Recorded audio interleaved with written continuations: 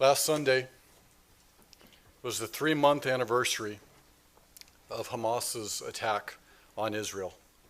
And even though most of the world has moved on from the incredible carnage of that day, those in the state of Israel will have the events of October 7 permanently carved into their memories.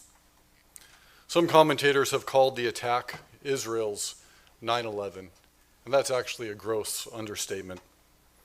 While the number of Israeli deaths on October 7 was just over 1/3 of American deaths on 9/11, America's population is also 30 times Israel's population. Israel's death toll relative to its size was actually 12 times higher than America's death toll on 9/11. It would be like 36,000 people dying on 9/11 instead of 3,000. And that comparison is just for the deaths. It does not include the grievous and depraved atrocities that cannot be apprehended statistically, and which filled all but the most progressive among us with revulsion. The October 7 attack demonstrated a wanton and debased mindset that most in the West cannot reconcile with basic humanity. The West in general believes that even in war, there should be rules and limits. Hamas obviously does not. And so the sane among us recoil at Hamas's deliberate targeting of civilians, as well as using their own civilians for shields and using their own schools and hospitals for cover. We are dismayed by what was perpetrated against families, against the elderly, and against babies. And we are sickened by the torture and by the sexual assaults of men as well as women. Regarding that last point, I am sensitive to the sensibilities of parents with young children, and so I will speak of that particular category of violence euphemistically. What many have lost sight of is that that form of depraved violence is seen as a legitimate punishment or even weapon within some interpretations of Islam. Now, not all Muslims hold to the most violent interpretation of their scriptures, but among some strains of Islam, Jews and other infidels are considered subhuman and have no rights. There are basically no boundaries in how they are treated, including in and after death. Now, this is not limited to the Middle East or Africa. A steady occurrence of this same category of very personal violence in Europe remains underreported out of fear of being called racist or anti-Muslim or anti-immigrant. In just one English city, the city of Rotherham, 1,400 English girls and women were victims of such violence by Muslim immigrants, and those were just the cases that were reported. And it happened over a span of years rather than all on one day, and so it didn't make the headlines like October 7. But EU crime statistics show that the majority of those convicted of this type of violence are Muslim immigrants, who themselves make up a small percentage of the populations. Now, this is not to say that what happened on October 7 was just another day in immigrant Europe. Hamas's actions plumbed new depths of depravity. If you have read the New York Times piece entitled "Screams Without Words," you know what I'm talking about. And if you haven't read it, you can count yourself blessed. But the point here is that Islam and the West view human rights and the rights of women in particular quite differently, to put it mildly. Some things that are soundly denounced in the West, like this form of violence, are acceptable among hardline adherents of Islam, and Hamas certainly falls into that category. What Hamas perpetrated on October 7 was pure evil. However, there is more to this event than Hamas's overflowing wickedness. which could fill volumes and sicken us all, but which is not my intent for today. There's another aspect to this event that has been entirely lacking in nearly all the coverage, and even many evangelicals won't go near it. What we'll see today is that what happened on October 7 fits within a biblical pattern that we need to keep in mind because it will keep happening as this age draws to a close. I'm sure most of you have heard about the music festival at Re'im, where much of the carnage happens. It was the site of the worst Israeli civilian massacre ever. Of the 859 civilians slaughtered throughout the land on that day, 364 of them were at that festival.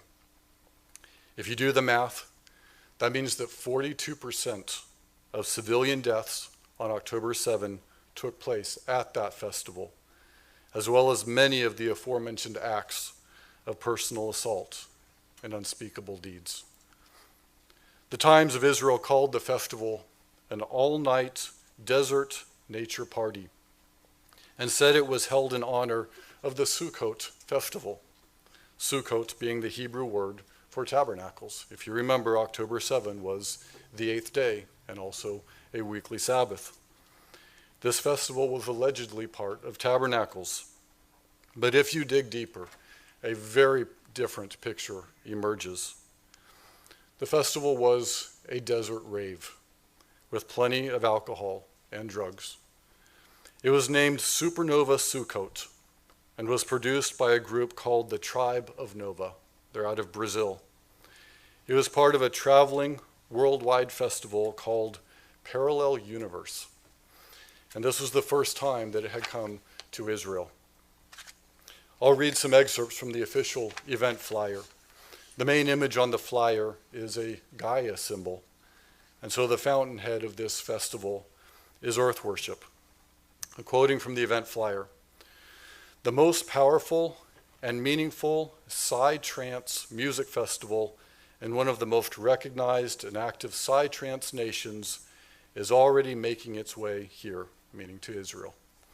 Now, for anyone wondering, psytrance is short for psychedelic trance, which is a form of music that is structured to mildly hypnotize and heighten the consciousness. One of the headline performers in the lineup was a group called Astral Projection, which is named after the paranormal out-of-body experience. And so you get some idea of what was in the air before Hamas's rockets were. Quoting again, this time, during the upcoming Sukkot holiday, one of the biggest, most influential, and revered festivals in the world is coming to Israel. The central driving force behind it is a set of fundamental and important human values. So this is what this festival stands for. Free love and spirit, environmental preservation, and appreciation of rare natural values that the festival embodies. Every 2 years, it spreads the love for exquisite electronic music in all of its variations, establishes an authentic connection to the social artistic ideology, and channels all these elements for empowerment and the dissemination of the trance culture, which emerges as a universal cosmic light from the wild jungle and spreads throughout the world. I don't know who writes this stuff. The word supernova refers to the explosion of a massive star, causing an immense burst of light in galactic terms. What can one imagine when these concepts intertwine with the upcoming Sukkot holiday? That's the end of the quote. A video clip broadcast by CBS and NBC shows partiers dancing under something called prayer flags. I had to look that up, but prayer flags are a Buddhist invention meant to carry the positive vibrations of thoughts and prayers on the wind. I never knew that prayers needed help getting to their destination. But the clip also showed the revelers dancing under a giant statue of Buddha. They were dancing before a graven image. This festival was a blatant example of syncretism, of blending one of God's institutions with elements that God despises. In addition to the Buddhist influence, it was officially a celebration of the human spirit and of the creation rather than the creator. One news report mentioned that the drugs and alcohol hindered some of the partiers from being able to escape. As we know, drunkenness is a work of the flesh. So is sorcery, which translates a Greek word that can indicate mind-altering drugs. The festival, with its psychedelic trance music, drugs, and indecent clothing, was, by definition, revelry, another work of the flesh. In fact, all of the works of the flesh were found at the festival. Among the video footage and the various accounts, there was ample evidence of forms of adultery, fornication, uncleanness, lewdness, idolatry, sorcery, drunkenness, heresies, and revelries. But the partiers didn't bring all the works of the flesh with them. Some of the works of the flesh were initially missing, but the missing ones were then brought by Hamas. Hamas brought hatred, contentions, jealousies, outbursts of wrath, selfish ambitions, dissensions, envy, and hundreds of murders. Supernova Sukkot was anti-God from its beginning to its bloody end. This was not good, clean fun, nor was there anything about it related to tabernacles, except that it took place on the 8th day. The god may have been different, but it was reminiscent of the golden calf incident, which was another event with dancing and lack of restraint and clothing that was proclaimed to be a feast to the Lord by its organizer, but which the Lord had no part in. 3,000 Israelites died because of their part with the golden calf. And incidentally, 3,000 is also the rough number of attendees at the Supernova Sukkot festival. When the festival organizers unveiled an exhibition that recreated the festival scene at the moment of the attack, one of the founders of the tribe of Nova said in a hair-raising statement, "We will gather 3,000 people to dance again." And lest we forget, 3,000 was also the number killed on 9/11. I could not help but think of the U.S. response after 9/11, with national leaders defiantly proclaiming, "The bricks have fallen, but we will rebuild with hewn stones. The sycamores are cut down, but we will replace them with cedars," thus fulfilling the prophecy in Isaiah 9 and verse 10. Those leaders had no clue what they were saying, and neither did the founder of the tribe of Nova. We will gather 3,000 people to dance again. That syncretistic festival also rhymes with what God says in Amos 5. He says, I despise your feast days, and I do not savor your sacred assemblies. He says, take away from me the noise of your songs, for I will not hear the melody of your stringed instruments. A few verses later, God says that even as they were making sacrifices to him in the wilderness, Raim is in the wilderness, they also had other gods. And then he says, therefore I will send you into captivity. In another chilling rhyme, 40 of the revelers were taken into captivity on their feast day. Now let's zoom out for a broader view of the modern house of Judah. In the book of Revelation, whose time setting is the day of the Lord, just before his return, Jerusalem is called Sodom and Egypt, where also our Lord was crucified. Often the chief city or the largest city in a nation embodies the overall characteristics of the whole nation. Sodom is an easy reference to sexual perversion. Tel Aviv, the biggest city, hosts one of the largest annual pride parades in the world. And it has been voted one of the friendliest cities for the ever-changing alphabet people. Jerusalem has its own pride parade that boasts upwards of 30,000 people. But God calls Jerusalem Sodom and Egypt. Egypt is a symbol for what God's people have been delivered from and what they should not go back to, and specifically foreign gods and bondage. This inaugural Buddhist, earth-worshiping, psychedelic festival was a welcoming in of the very things that God desires to deliver his people from, because they are ways of death. Now, the demographics of the modern state of Israel may help us to put things into perspective.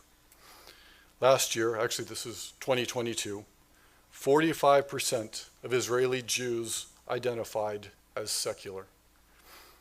Another one-third, between 30 and 35%, identify as neither Orthodox nor secular, but somewhere in between, faltering between two opinions.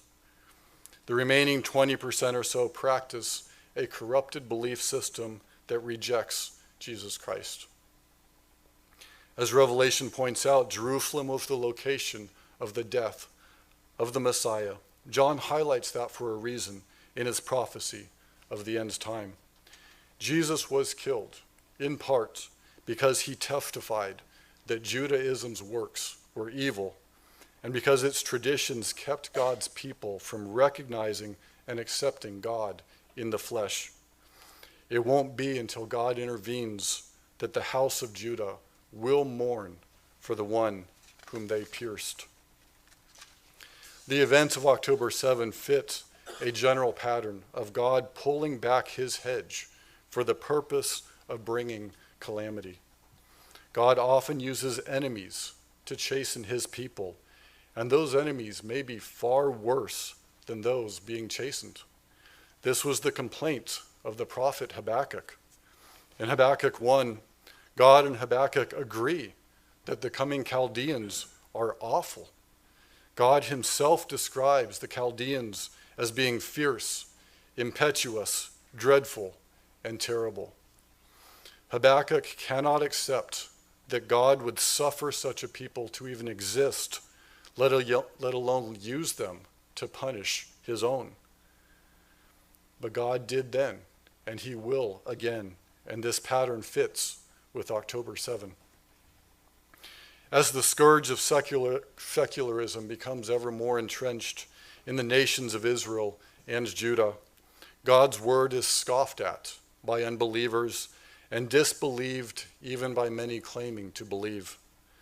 Because of this environment, we must test ourselves as to whether we really believe what God says. It may take some work on our part to mentally plug in to what God says if we have been immersed in the anti-God news. Part of the challenge of our times is remembering that the scriptures are not just words on a page, but they are from the Creator God himself, who does not change. We'll begin in Deuteronomy chapter 28, if you turn there with me. Deuteronomy 28. We'll start in verse 15 just to get the context.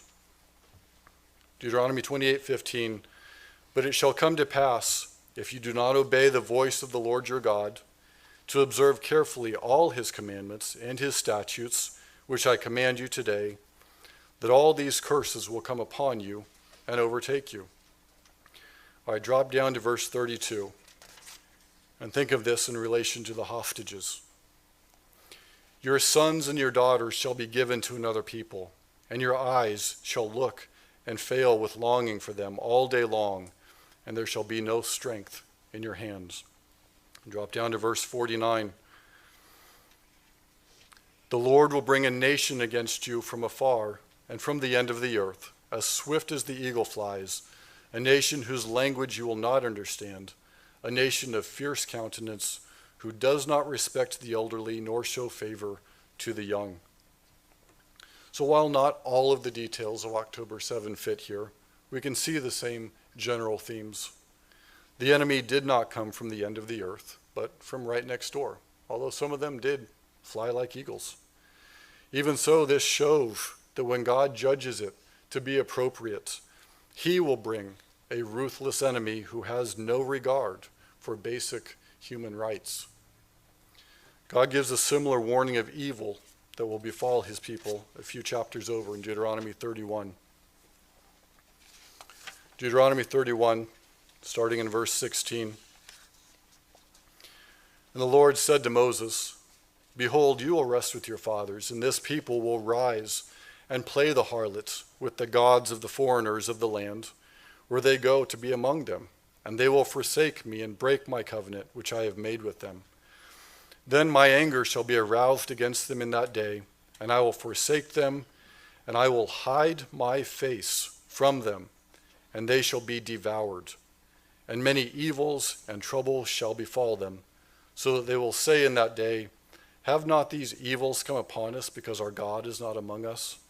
Verse 18, "I will surely hide my face in that day because of all the evil which they have done, in that they have turned to other gods." Now other translations say that the people will become easy prey, and many disasters, calamities, distresses, and adversities will come upon them. It won't matter if they have a high-tech border or the strongest military in the region or even in the whole world. If God's nation doesn't want the Almighty as its sovereign and it rejects him, then he hides his face and pulls back his providence and his protection, allowing time and chance and natural and supernatural forces to wreak havoc, affecting even the most helpless and least deserving of violence. When God hides in his face, it opens the way for truly terrible things to happen. But the source of the problem is that the people forsake him and break the covenant. We'll keep working our way through the book and pick up a principle of God's judgment. Please turn with me to Joshua chapter 7. This one can challenge us at times. Joshua 7, just to refresh your memory, one man sinned in taking and hiding items that God had claimed as his own. But in Joshua 7 and verse 11, God says that Israel has sinned. He refers to the whole nation in describing the actions of a single man. When he then judged that sin, 36 Israelite men lost their lives, even though they were uninvolved in the greed and deception of Achan. This is how God looks at matters, and we may have a hard time accepting that. But just as a little leaven leavens the whole lump, so a little paganism, a little idolatry, a little sexual immorality can defile the whole nation. When God's judgment falls, particularly when he hides his face and allows other forces to wreak destruction, things will not break evenly or fairly, but God is still justified. And coincidentally, or not, the number of Israelites attacking the city of Ai when those 36 were killed was also 3,000. That number keeps on showing up at significant events. Please turn to 1 Kings chapter 14. 1 Kings 14 contains an example of national immorality reaching a tipping point and God bringing a Gentile nation in response. 1 Kings 14, starting in verse 22. Now Judah did evil in the sight of the Lord, and they provoked him to jealousy with their sins which they committed, more than all that their fathers had done. For they also built for themselves high places, sacred pillars, and wooden images on every high hill and under every green tree. And there were also perverted persons in the land. They did according to all the abominations of the nations which the Lord had cast out before the children of Israel. Verse 25, it happened in the 5th year of King Rehoboam that Shishak, king of Egypt, came up against Jerusalem. So Judah here was guilty of idolatry, including some form of nature worship, and sexual perversion was entrenched in the land. As a result, God at least allowed, if not caused, Egypt to attack. But this attack was more of a warning shot. It wasn't the end. There were some later reforms and a cleansing of the land by King Asa, and things improved for a little while. But the revival did not last, and as we know, Jerusalem was later destroyed by the Chaldeans, and the surviving Jews were carried off. We'll see a snapshot of Jerusalem's fall in the book of Lamentations, if you would start turning there to Lamentations 5. This is not pleasant, but it exemplifies what happens when God hides his face and allows his people to become prey because they have forsaken him. Lamentations 5, starting in verse 10. It says, "Our skin is hot as an oven because of the fever of famine." Think of this in terms of the famine of the hearing of the Lord that comes with secularism. Verse 11. "They ravished the women in Zion, the maidens in the cities of Judah. Princes were hung up by their hands, and elders were not respected. Young men ground at the millstones, boys staggered under loads of wood. The elders have ceased gathering at the gate, and the young men from their music. The joy of our heart has ceased. Our dance has turned into mourning." Those verses don't need much commentary, but the parallels with October 7 are obvious. Please turn back to 2 Kings chapter 8. In 2 Kings 8, the event we will see of another example of God giving power to someone to be his instrument of punishment, knowing full well the nature of the person involved.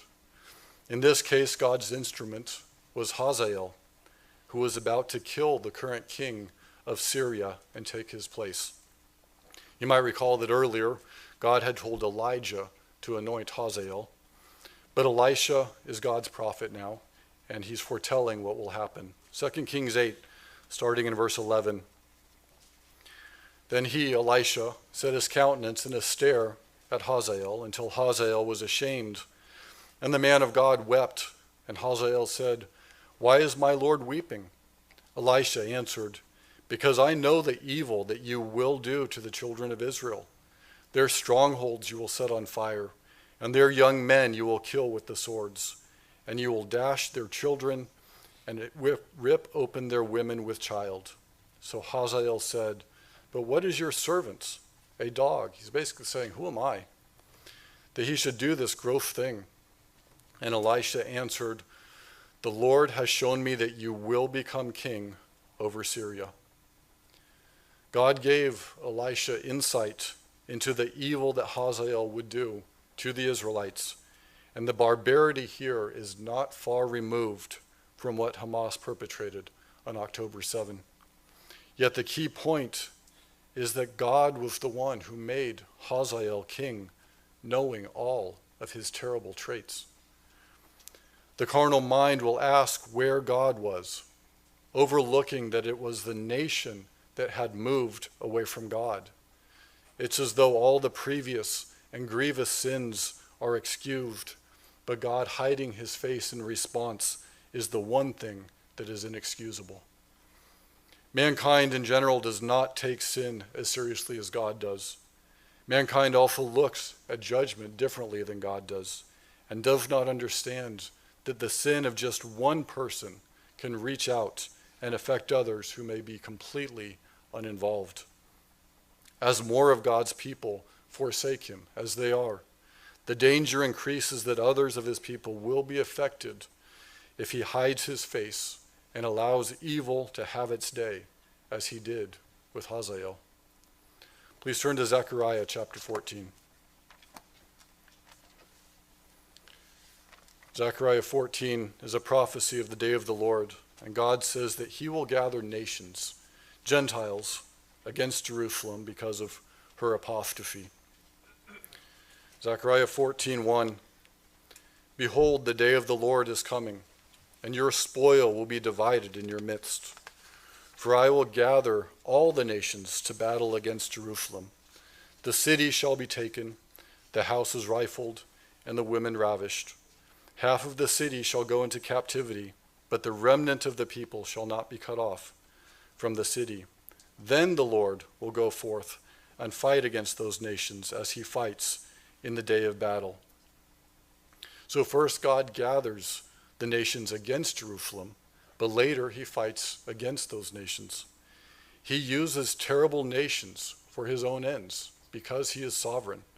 And he allows those enemies to do what is in their nature to do, but he does not allow them to escape judgment either. And he is justified in all that he does.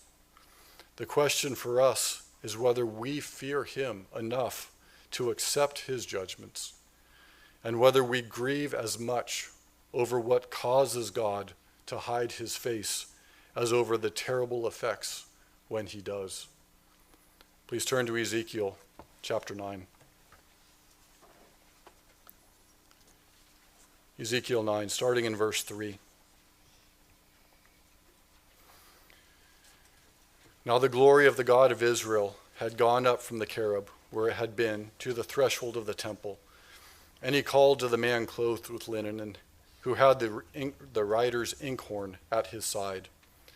And the Lord said to him, Go through the midst of the city, through the midst of Jerusalem, and put a mark on the foreheads of the men who sigh and cry over all the abominations that are done within it. What Hamas perpetrated was abominable, and we should be grieved over it. I don't believe we have yet reached the place like where God tells Jeremiah not to pray for the people, because there's no point. We should have empathy for those whose lives were shattered that day. Yet God's focus here is not on the abominable effects of sin, but on the abominations that cause the separation from him. Continuing in verse 5. To the others he said in my hearing, Go after him through the city and kill. Do not let your eye spare, nor have any pity. Utterly slay old and young men, maidens and little children and women, but do not come near anyone on whom is the mark, and begin at my sanctuary. So they began with the elders who were before the temple. Then he said to them, Defile the temple and fill the courts with the slain. Go out. And they went out and killed in the city. So it was that while they were killing them, I was left alone. And I fell on my face and cried out and said, Ah, Lord God, will you destroy all the remnant of Israel in pouring out your fury on Jerusalem? Then he said to me, The iniquity of the house of Israel and Judah is exceedingly great, and the land is full of bloodshed, and the city full of perversity. For they say, The Lord has forsaken the land, and the Lord does not see. And as for me also, my eye will neither spare, nor will I have pity, but I will recompense their deeds on their own head. Just then the man clothed with linen, who had the inkhorn at his side, reported back and said, I have done as you commanded me. October 7 was a foretaste of what lies ahead for a people that will not turn to God. But the house of Judah is not the only one in God's purview. The house of Israel has the same sins as the house of Judah. It just doesn't know who it is. Idolatry and Sabbath breaking, for which ancient Israel went into captivity, are rampant today in the nations of Israel, even among the religious, who are declining in number. Perversity is welcomed and celebrated even in the churches. And though some legalities have changed, Israelites are still murdering their children before they have a chance to draw breath. October 7 was shocking because we are accustomed to God's long suffering. We're not used to God hiding his face, so his people become prey. But when we survey the cratered moral state of the nations of Israel and Judah, what is also surprising is that we haven't seen God hide his face more often. We take for granted his upholding and continuing to bless his wayward people. And so we are shocked when he reminds us that he is serious about sin, because we lose sight of that so quickly. Let us not be among those who shrug and continue on, unconcerned about the great peril our nations are in. Truly, this is a serious time, and time to seriously consider whether God's kingdom and his standard of righteousness are truly the top priorities in our lives, so that God does not have cause to hide his face from us.